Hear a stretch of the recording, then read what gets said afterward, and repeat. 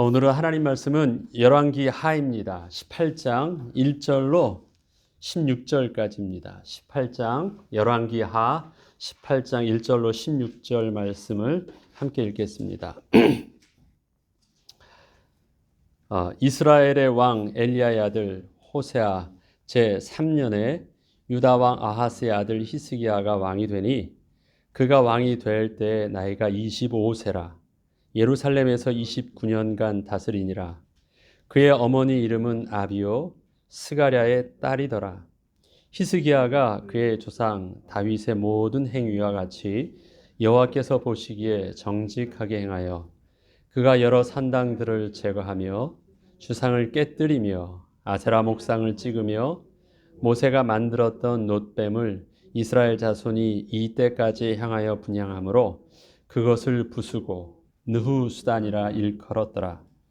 히스기야가 이스라엘 하나님 여호와를 의지하였는데 그의 전후 유다 여러 왕 중에 그러한 자가 없었으니 곧 그가 여호와께 연합하여 그에게서 떠나지 아니하고 여호와께서 모세에게 명령하신 계명을 지켰더라. 여호와께서 그와 함께 하심에 그가 어디로 가든지 형통하였더라. 저가 아수르 왕을 배반하고 섬기지 아니하였고 그가 블레셋 사람들을 쳐서 가사와 그 사방에 이르고 망대에서부터 견고한 성까지 이르렀더라. 히스기야 왕 제4년 곧 이스라엘의 왕 엘라의 아들 호세아 제7년에 아수르의 왕 살만에셀이 사마리아로 올라와서 애워쌌더라. 3년 후에 그 성읍이 함락되니 곧 히스기야 왕의 제6년이요 이스라엘 왕 호세아의 제9년에 사마리아가 함락되매 아수르 왕이 이스라엘을 사로잡아 아수르에 이르고 고산 강가에 있는 할라와 하볼과 메대 사람의 여러 성읍에 두었으니 이는 그들이 하나님 여호와의 말씀을 듣지 아니하고 그의 언약과 여호와의 종 모세가 명령한 모든 것을 따르지 아니하였음이더라. 히스기야 왕 제14년에 아수르의 왕 산헤립이 올라와서 유다 모든 견고한 성읍들을 쳐서 점령하매 유다의 왕 히스기야가 라기스로 사람을 보내어 아수르 왕에게 이르되 내가 범죄하였나이다. 나를 떠나 돌아가소서. 왕이 내게 지우시는 것을 내가 당하리이다 하였더니 아수르 왕이 곧 은 300달란트와 금 30달란트를 청하여 유다 왕 히스기야에게 내게 한지라. 히스기야가 이에 여호와의 성전과 왕궁 곳간에 있는 은을 다 주었고 또 그때에 유다 왕 히스기야가 여호와의 성전 문의 금과 자기가 모든 기둥에 입힌 금을 벗겨 모두 아수르 왕에게 주었더라. 여기까지 읽겠습니다. 16절까지요.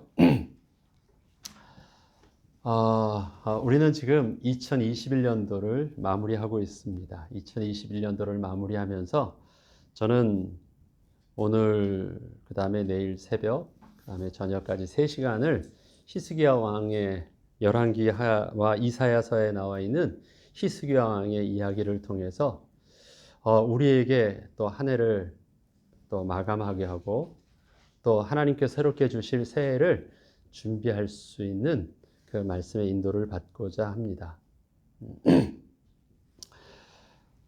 히스기야 왕은 좀 특별한 왕이었습니다. 이스라엘에 이제 북이스라엘과 남유다가 있잖아요. 특별히 이제 남유다를 보면 이스라엘에 거의 한 20명 정도의 왕이 있습니다. 그 중에 8명 정도는 그래도 하나님 앞에서 선하게 온전히 왕의 직분을 감당하려고 했고 12명은 그렇게 하지 못했었습니다. 그런데 특별히 그 12명 왕 중에서 특별히 악한 왕이 북유다에 남유다에 2명의 왕이 있었어요. 하나는 아하스라는 왕이고 하나는 므낫세라는 왕이 특별하게 악했던 왕으로 기록되어 있습니다. 그런데 그 아하스 왕과 므낫세 왕 사이에 끼어 있는 아하스 왕의 아들이요 므낫세 왕의 아버지 되는 왕이 바로 히스기야였습니다. 그 히스기야 왕을 통해서, 악한 왕을 통해서 가장 다윗 왕과 버금가는 신앙과 개혁과 정치와 군사의 모든 것을 회복시켰던 히스기야 왕이, 그 아버지가 누구였냐면 가장 악한 왕 중에 하나였던 아하스였고요. 그런 히스기야 왕의, 다윗과 왕과 버금갔던 그 히스기야 왕을 통해서 태어난 아들이 이스라엘을 멸망의 지경까지 이르게 했던 므낫세입니다. 지금 오늘 본문에 보면 북이스라엘이 멸망합니다. 히스기야 왕 14년에 멸망을 하는데요. 이스라엘 왕이 멸망하고 62년 후에 남유다가 멸망하거든요. 그런데 북이스라엘이 멸망하는 것을 지금 그 히스기야는 보았어요. 그리고 아들이 태어났습니다.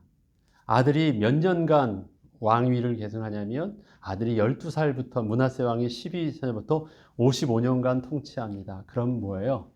거의 이스라엘 백성이 바벨론에게 패망하기까지 그 이스라엘이 패망할 수밖에 없는, 회복할 수 없는 이스라엘의 범죄를 므낫세 왕이 꾀어서, 이 이스라엘 백성들에게 꾀어서 악행을 일삼게 하였다라는 말을 반복하고 있어요. 최장수왕입니다. 최장수로 다스렸던 왕이 55년간 통치했어요. 므낫세 왕이. 그런데 그 통치가 이스라엘을 회복시키는 통치가 아니었고요. 회복할 수 없는, 멸망하지 않으면 안 될, 회복할 수 없는 그런 이스라엘을 멸망하는 데까지 가게 하는 통치를 므낫세 왕이 했습니다. 그 사이에 히스기야 왕이 끼어 있어요. 그 히스기야 왕의 모습을 통해서 우리는 명암을 봅니다.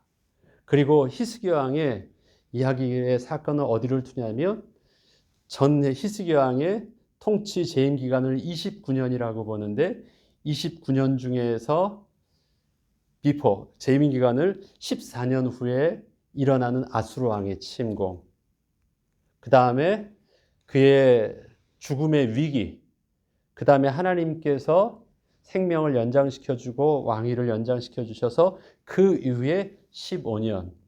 그래서 이 중간에 히스기야 왕의 14년, 통치 14년을 기점으로, 아수르 왕의 침공과 그의 죽음의 위기를 기점으로 전후가 명암이 갈려져 있는 모습들을 봅니다. 히스기야 왕의 이야기들을 쭉 듣다 보면 우리에게 익숙한 단어들이 좀 나와요. 모세의 율법, 모세의 노뱀, 그 다음에 므낫세란 이름은 여러분 누구의 이름이었죠? 에브라임과 므낫세 하면 누구의 아들이었어요? 요셉의 아들이었죠. 요셉의 두 아들 이름의 큰아들 이름이 므낫세요. 둘째 이름이 에브라임이잖아요. 에브라임과 므낫세라고 해서 그것을 바꾸어서 영적 장자의 개념을 바꿔서 얘기하지만, 므낫세와 에브라임은 요셉이 하나님의 은혜에 감사함으로 자기의 감사의 신앙의 결단을 담았던 이름이 바로 므낫세라는 이름이었습니다. 그러면 바로 히스기야를 통해서 모세를 기억하게 하고, 또 누구를요? 요셉을 기억하게 해요. 또 있어요. 다윗 왕을 기억하게 해요. 오늘 본문에 나와 있는 모든 것이 다윗 왕의 행적을 삼았다라고 해요. 그 다음에 나중에 보면요, 헵시바라는 말이 나와요. 헵시바가 누구냐면, 그가 살아난 후에 그 15년 통치 기간 중에 그가 재혼을 하거든요. 재혼을 하는데 그 아내의 이름이 헵시바예요. 그 히스기야 왕의 시대에, 바로 열왕기서에도 나와 있지만, 그 히스기야 왕의 이야기가 이사야 시대에도 나와요.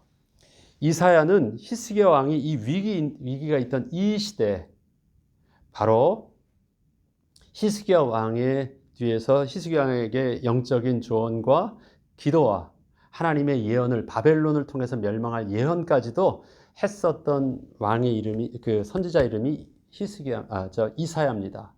이사야 다음에 미가 선지자, 예레미야, 그것은 이젠 이사야 이후에 나오는 시대인데 바벨론을 통해서 멸망에 대한 메시지를 시작한 것은 이사야부터였습니다. 근데 그 이사야하고 동시대 이사야가 사역했었던 그 시대 왕이 누구였냐면 바로 히스기야거든요.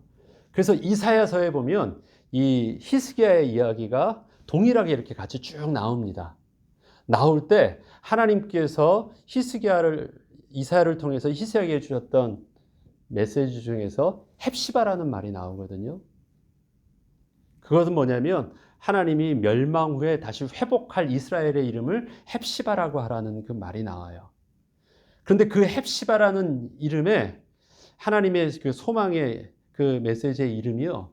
누구의 이름이냐면 바로 히스기야가 재혼했을 때 므낫세의 엄마의 이름이 바로 헵시바라는 이름을 주어요. 그러면 히스기야를 통해서 나와 있는 그 단어들과 이름들은요. 그걸 모든 영적인 의미와 메시지와 내용들을 히스기야가 다 알고 있어요. 그리고 그것에 대해서 그렇게 사용했고 그 내용들을 가지고 있어요. 히스기야는 종교 개혁을 하고 성전 개혁을 했던 인물이거든요. 그러니까 히스기야에 있어서 이제 암이 있고 그에게 있어서의 모습이 우리가 어저께까지 했었던 욥의 모습과 좀 다른 부분들이 무엇인가를 통해서 하나님이 우리에게 주신 복을 세어볼 줄 알고 또 주실 복을 어떻게 담을지 그릇을 준비하고 하나님이 잊게 하시는 것과 하나님이 기억해 하시는 것들을 우리가 정리하고 하나님의 은혜를 받을 줄도 알고 하나님 앞에서도 내려놓을 것은 하나님 앞에 회개할 줄도 아는 이런 많은 부분들이 바로 히스기야서에 열왕기서에 여러 왕들이 나오지만 히스기야의 이야기는요. 열왕기서에 꽤 많은 부분들을 차지하고 있습니다. 그에 관련된 부분들이 18장부터 21장까지 쭉 나가고요. 그의 아버지와 므낫세의 이야기가 바로 히스기야를 중심으로 이루어지는 것을 보면요. 굉장히 많은 이야기들이 다윗 왕과 버금가게 히스기야에 나와 있습니다. 그 내용들이 어떠한지를 저는 3시간에 걸쳐서 하려고 하는데요. 그 중에 오늘 첫 번째는 히스기야 왕의 개혁과 그 다음에 하나님께서 주신 은혜, 축복 두 가지. 다시 말해서 히스기야 왕의 재위 기간 29년의 재위 기간 중에서의 전반부를 오늘 보려고 합니다. 그 내용이 오늘 18장 1절부터 사실은 뒤에 아수르 왕의 이야기까지 우리는 아수르 산의 군대를 알잖아요. 18만 5천의 군대가 하나님께서 히스기야 왕이 기도했을 때 그냥 한밤중에 주의 천사를 통해서 다 죽이게 되고 사내립은 그것으로 멸망하고 돌아가서 완전히 신하들에게 암살당하고 그 다음에 아수르도 흐지부지하면서 패망의 길로 가는 것을 봅니다. 근데 사실 그 이야기는 우리가 읽지 않고요. 그 이야기 앞에까지 히스기야 왕이 주셨던 은혜들을 보려고 하는데요. 히스기야 왕이 받았던 첫 번째 은혜는 그것인 것 같습니다. 앞서 말씀드렸듯이 히스기야 왕 그 앞에 보면 이제 그의 아버지 아하스 왕에 대해서 나오는데요. 아하스 왕은 20세 왕이 통치를 했었고 20세 왕위를 주교했고 16년간 통치를 했었습니다. 그는 이스라엘 자손 앞에서 쫓아내신 이방 사람의 가증한 일을 따라 자기 아들을 불 가운데로 지나가게 하며 또 산당들과 작은 산 위의 모든 푸른 나무 아래서 제사를 드리며 분향하였다. 인신 제사를 드렸다는 거예요. 그리고 히스기야 왕의 아들 중에서, 그러니까 형제 중에서 하나를 또 직접 불에다 넣었던 대단한 인물입니다. 아하스 왕이 영적으로. 아람 군대가 쳐들어옵니다. 아람 군대가 쳐들어와서 죽게 되니까 그 아하스 왕이 어떻게 했느냐? 바로 아수르 왕에게 청해서요. 살려달라고 하고 그의 밑으로 항복을 합니다. 그래서 아수르 왕이 그 아람 군대를 다 쳐서 이스라엘을 보호해 주어요. 근데 그게 보호해 주는 것이 아니라 어떻게 돼요? 우리가 당신 밑으로 들어가겠으니까 당신이 보호해 달라고요. 그렇게 해서 아수르 밑에 가게 됩니다. 아수르 나라에 가니까요. 그 문화를 보고 종교를 보니까 대단해 보거든요. 자기가 가기도 전에 자기와 함께 왔던 제사장한테 시켜서 너 이거 봤지? 나보다 빨리 가가지고 아수르 왕의 그 군대 지었던 이 제단을 그대로 모형을 해서 만들어놔. 그래서 다시 아수르 왕에게 있다가 그 아하스 왕이 돌아가기 전에 그의 제사장을 통해서 가서요 아수르의 이 제단을 쌓아놓고 그렇게 분향했던 자가 바로 아하스 왕입니다. 그것을 다 보고 자란 왕이었습니다. 16년간 통치했는데 25년에 25살에 히스기야가 왕이 되었으면요. 아버지 아하스 왕의 16년간의 모든 통치를 아버지가 왕이 되기 10년 전부터 다 보고 자란 것이 바로 히스기야 왕이에요. 그런데 히스기야 왕이 그렇게 왕이 되었는데요. 하나님의 은혜는 무엇이었냐면 그가 그렇게 나이가 든 나이는 아니었지만 25살 때 왕이 되면서요. 그는 아버지의 갔던 길을 따르지 않았어요. 그의 아내는 누구였냐면 선지자 바로 스가랴의 딸이었다라고 합니다. 그리고 그 히스기야는 종교개혁을 단행합니다. 성전 개혁을 단행하고요.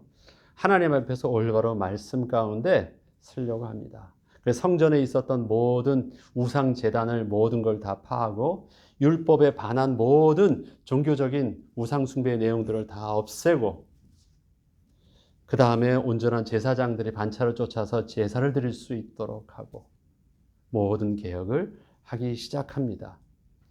그 가운데 그에게 특별히 하나님께서 주셨던 영적인 눈이 바로 18장 4절에 보면 이런 말씀이 있습니다. 그가 여러 산당들을 제거하며 주상을 깨뜨리며 아세라 목상을 찍으며 이걸 보면 아닌 것이 분명하니까 할 수 있었잖아요. 그런데 다윗 시대에도 하지 않았던 일들을 그가 하는데요. 모세가 만들었던 놋뱀을 이스라엘 자손이 이때까지 향하여 분향함으로 그것을 부수고 느후수단이라 일컫더라. 모세의 놋뱀은 우상이 아니었어요.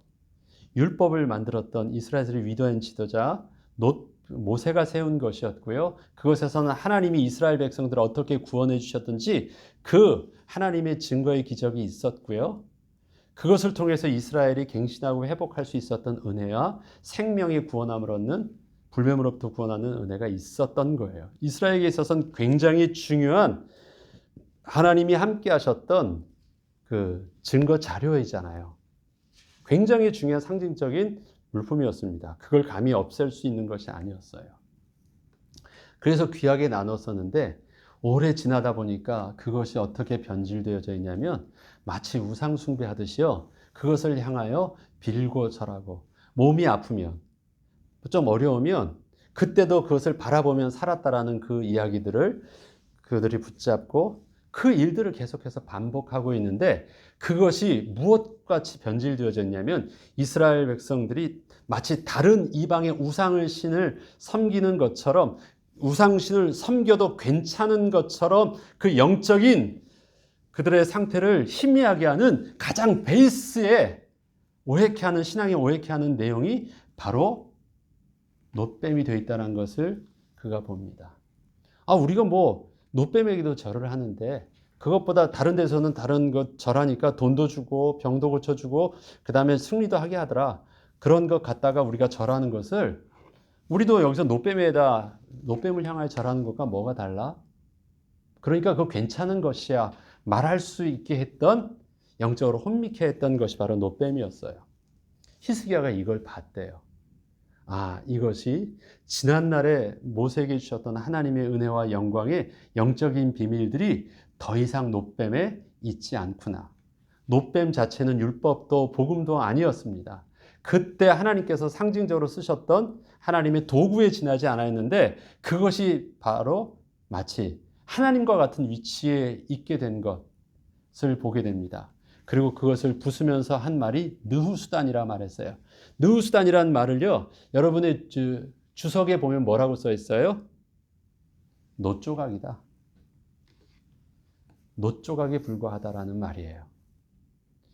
아니, 그 귀한 성물이요, 그것을 그냥 아무 저 부담 없이 히스기야가 부술 수 있는 담대함도 있었고 그 부수면서 한 말이 뭐냐면요. 이 쇳덩어리 하나에 불과해.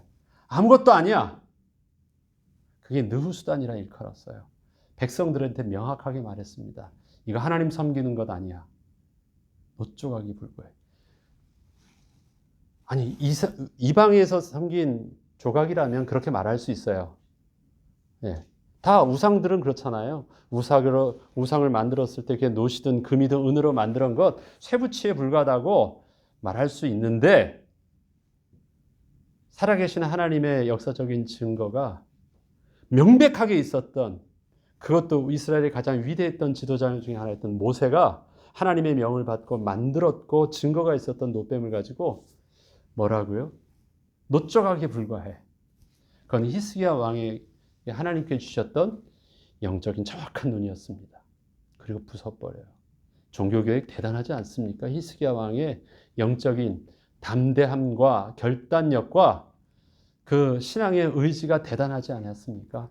하나님은 그러한 히스기야 왕에게 은혜를 베풀어 주십니다.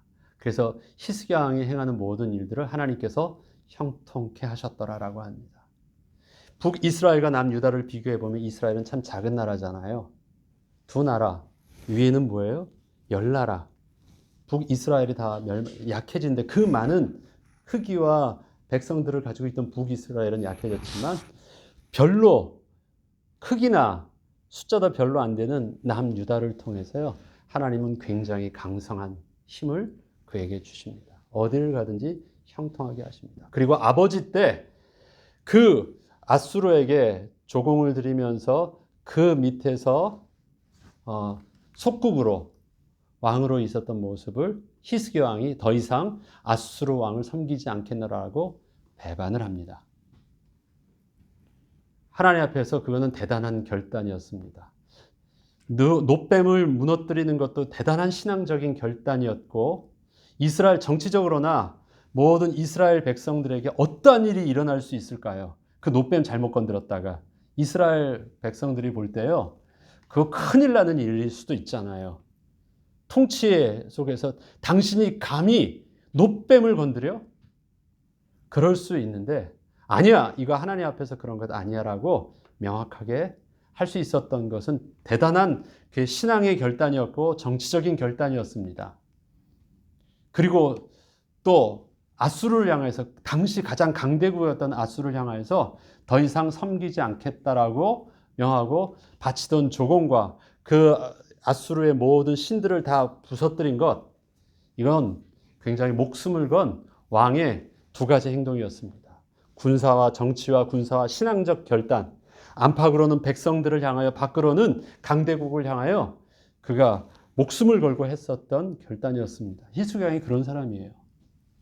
그런데 이 일에 대해서 하나님께서 은혜를 베풀어 줬어요. 북이스라엘이 아수르에 결국은 망하게 되지만 하나님께서 남유다를 하나님께서는 온전히 지켜주셨습니다. 그리고 가는 곳마다 전쟁에서 이기게 하셨고 강하게 그의 모든 성벽을 쌓으면서 또 모든 부한 것들 하나님께서 경제적으로나 군사적으로나 모든 정치적으로 국내 정치라나 모든 것으로부터 하나님께서 강하게 응답을 주셨습니다.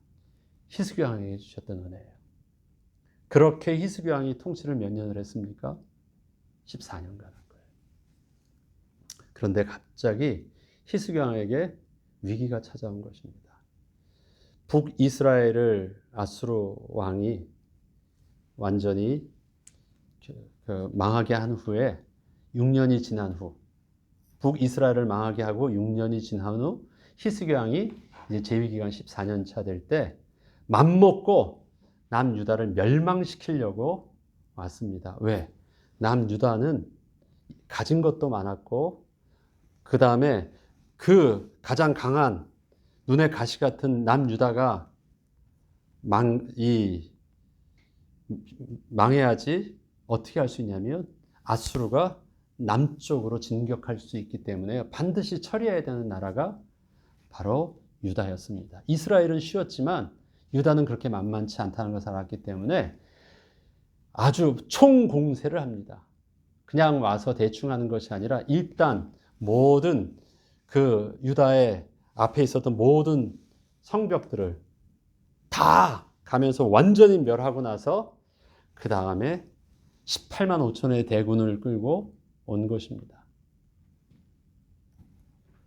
작정하고 왔어요. 이미 히스기야 왕에게 있어서는 모든 방어선이 다 뚫린 상태입니다. 더 이상 막을 것도 없어요. 군사도 없습니다. 숫자적으로도 작고 방어할 수 있는 선도 없습니다. 그리고 이것을 살살 왔기 때문에 백성들도 히스기야 왕 밑에서 요동하고 있습니다. 심리전으로 계속 뒤에 보면 하는데요. 어떻게 이스라엘 백성이 그냥 간담이 녹을 정도로 아무것도 할 수 있지 않은 그런 상태까지 놓이게 됩니다. 이 히스기야 왕에게 첫 번째 왔던 위기잖아요. 정치 군사적인 위기가 첫 번째 왔고 두 번째 위기는 뭐예요? 이 일의 은혜를 하나님께서 회복시켜 주는 두 번째 오는 것은 그가 자그마한 상처처럼 보였는데 그것이 결국 죽음에 이르는 위기까지 갔다가 하나님이 살려주시는 그 생명의 위기잖아요. 그 중에 첫 번째예요. 하나님께서 히스기야 왕은 이 일들을 통해서 하나님께 기도할 때 하나님께서는 히스기야 왕에게 은혜를 베푸십니다. 그리고 도와주세요. 이사야 선지자를 통해서 하나님께서 그에게 메시지를 주시는데 하나님의 메시지가 바로 오늘 읽지는 않았지만 19장 29절입니다. 이사야를 통해서 하나님께서 그 아수르 왕에 대해서 회복시켜 주실 것이다. 그리고 그 메시지를 이렇게 언약의 메시지를 주십니다. 또 내게 보일 징조가 이러하니 너희가 금년에는 스스로 자라난 것을 먹고 내년에는 그것에서 난 것을 먹되 제3년에는 심고 거두며 포도원을 심고 그 열매를 먹으리라. 30절 유다 족속 중에서 피하고 남은 자는 다시 아래로 뿌리를 내리고 위로 열매를 맺을지라. 남은 자는 예루살렘에서부터 나올 것이요 피하는 자는 시온에서부터 나오리니 여호와의 열심히 이 일을 이루리라 하셨나이다. 이걸 보면 여러분 기억나는 것 없습니까? 일단 29절부터 보면요. 레위기에서도 또 솔로몬 왕을 통해서도 기억했던 것처럼요. 이스라엘 백성 지금 이것은 그 안식년의 축복이에요. 안식년에 대한 개념 속에서 3년의 개념을 말할 때 주시는 것이거든요. 그 땅에 대해서 하나님이 안식년의 축복을 어떻게 주시느냐. 너희들이 걱정하지 말라고 할 때. 그리고 또 하나는 이스라엘 백성들이 만일 범죄하여 이스라엘 백성들이 이방 나라의 포로나 속국으로 들어가서 그것을 여호와를 찾고 그 다음에 거기서 여호와를 향하여 성전을 향하여 기도하면 주님은 하늘에서 들으시고 거기서 너희는 그 하나님 앞에 범죄한 대로 그 하나님의 징계를 달게 받고 있으면 이 땅은 어떻게 된대요? 황폐하고 다 버려진 땅인 줄 알았는데 그 땅은 뭐하고 있었던 것이라고 말합니까? 땅은 안식하고 있었던 것이라고 말을 합니다. 황폐한 것이라고 표현하지 않고요. 땅은 그 시간에 너희가 하나님의 은혜를 구하면서 징계하던 시간은 더 이상 황폐해서 못 쓸 땅이 되는 것이 아니라 너희의 하나님 앞에서 회개하고 징계를 받는 그 시간 자체가 너희들에게도 치유되어지는 시간이지만 땅도 너희의 악함을 통해서 쉬지 못했던 그 땅이 안식하는 땅이었고 하나님의 은혜 가운데 다시 돌아오면 그 안식한 땅을 땅에서 다시 회복하게 하신다라는 은혜를 말씀해 주세요. 지금 이 메시지를 통해서요. 히스기야 왕은 이 하나님의 백성들은요. 이 영적인 의미를 이해하지 못하는 것이 아닙니다. 왜냐하면 그것이 안식에 대한 개념 속에서 하기 때문에 하나님께서 보시는 이스라엘 백성들에 대한 위기 상황은요. 하나님의 관점은 안식의 개념입니다. 레위기서에서부터도 그것은 나와 있어요. 우리는 포로로 잡혀가고 다 빼앗기고 멸망이고 죽음의 위기처럼 보이는데요. 하나님은 인생의 중간 단계에서 그걸 뭘로 보이시냐면 안식의 기간으로 보세요. 너희들이 하나님을 떠나서 스스로 모든 것을 다 잃어버렸던 시간에 하나님께서 멈추게 하시고 다시 모든 것을 쉬었다가 다시 회복하게 하실 안식의 개념으로 보시는 것입니다. 히스기야가 지금 아수르 군대 또 사네립 왕을 통해서 죽음의 위기까지 멸망의 위기까지 갔던 그 부분에 하나님께서 말씀하시는 징조 그 안식년의 축복, 땅의 축복을 말씀하실 때는요. 지금 이스라엘의 위기를 뭘로 보았냐면 하나님이 안식년의 개념으로 봤다라는 것입니다. 저와 여러분이 우리의 삶을 살면서 중간 점검을 봐야 될 것입니다. 히스기야 왕에게 있어서 14년 차에 있었던 일들은 이스라엘의 위기가 아니라 또 히스기야 왕의 위기와 그 다음에 그 인생의 끝에 남아있는 마무리가 아니라 하나님은 중간 속에서 안식년을 통해서 다시 하나님을 회복시켜 주시는 중간 점검의 은혜의 시간이라는 것들을 우리는 이해해야 됩니다. 그래서 우리는 큰일 났다라고 말하지만 하나님께서는 이 중간 점검의 시간표를 하나님의 은혜 가운데 잘 회복하면 어떻게 되어져요? 보일 징조가 이러하니라. 다 없어진 것처럼 보여도 이스라엘에 남은 자가 일어나서 회복하게 할 것이고 그 다음에 그 땅이 다 황폐해서 아무것도 없어 보이지만 심지 않았어요. 심을 만한 내 종자도 없었고 심을 수 있었던 일할 수 있었던 여건도 안 되었었는데 그 땅에서 뭐가 나요? 심지도 않은 데서 거두는 하나님의 은혜가 있어요. 제 창조의 은혜를 주세요. 심지도 않은 데서 거둔 그것을 가지고 그 다음에는 무엇이에요? 그곳에서 난 것을 심은 것을 내가 먹게 해 주신대요. 그 다음에는 그 정도가 아니라 다시 포도원을 다시 회복하는 포도원을 새롭게 만들었다라는 것은요. 이제 모든 것들이 안정적으로 세팅되어지는 은혜를 주셨다라는 것입니다. 회복시켜 주시겠대요. 다 잃어버렸다. 다 끝났다. 아무것도 없다. 그런 거 걱정하지 말래요. 심지 않은 데서 거두게 하시는 것이 안식년을 통해서 하나님이 안식하게 하시는 그 은혜를 통해서 회복시켜 주시는 그 은혜라고 말씀을 하십니다. 히스기야 왕에게 두 번의 큰 은혜는 받았던 큰 은혜는 두 번의 큰 위기 속에서 하나님이 주셨던 은혜였습니다.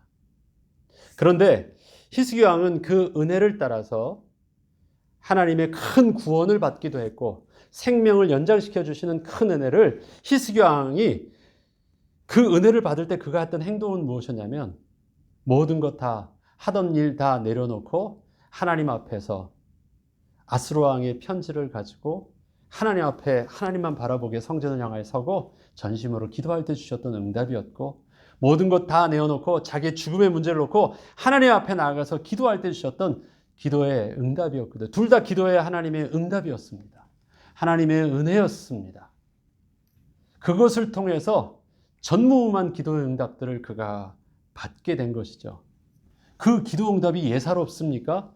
그의 기도 한 번에 18만 5천의 군대가 이스라엘 백성이 손 하나 까딱하지 않았는데요. 완전히 다 멸하게 돼요. 하룻밤에 다 죽어요. 말도 되는 일입니까? 말도 안 되는 일들이 일어나요. 그리고 그들이 스르르 다 도망가게 되는 일들도 일어나요.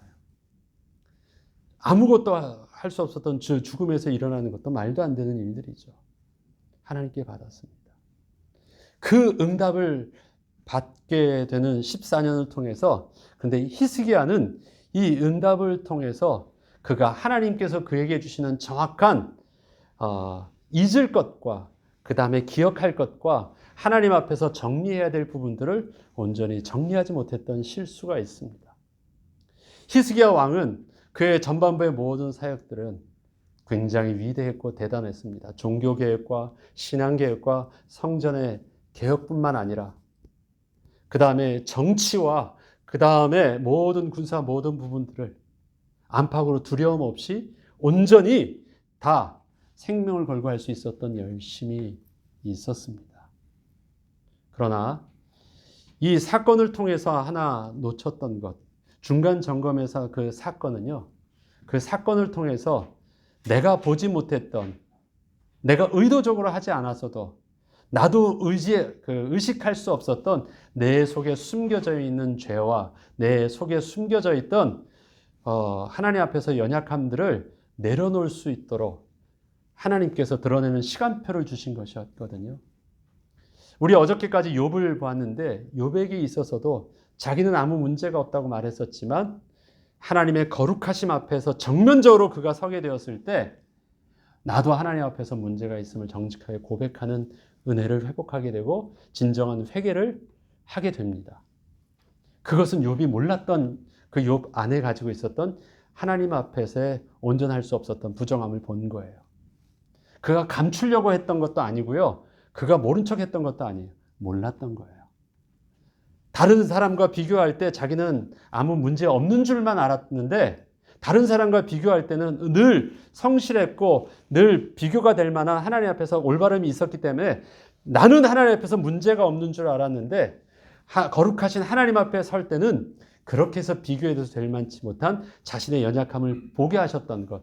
하나님은 욥을 통해서 그 은혜를 회복하게 하셨고 그의 중간 점검을 통해서 정직하게 하나님 앞에서 회개를 통해서 그가 영적인 자기의 정직한 모습을 보았을 때 어떤 일들이 일어납니까? 그의 후반의 사역은 140년을 더 살게 하시면서 하나님은 모든 것들을 갑절의 은혜를 회복하게 하시는 나를 살게 하시거든요. 중간 점검의 개념으로 볼 때 히스기야도 마찬가지입니다. 이 사건을 통해서 하나님이 회복시켜 주시는 은혜가 있는데요. 그러면 사건은 하나님이 병 주고 약 주고 하려고 주셨던 사건이 아닌 거예요. 히스기야 왕의 그 영적인 결단과 그의 믿음과 그의 행위를 통해서 하나님이 주셨던 응답들을 보면요. 그는 대단했고 그는 온전했고 그는 모든 사람들에게 모범이 될 만한 나는 아무런 문제가 없는 줄 알았어요. 그래서 보지 못했던 자기 속에 있었던 영적인 연약함의 모습과 숨겨져 있는 죄성들을 자기는 인식조차 하지 못했어요.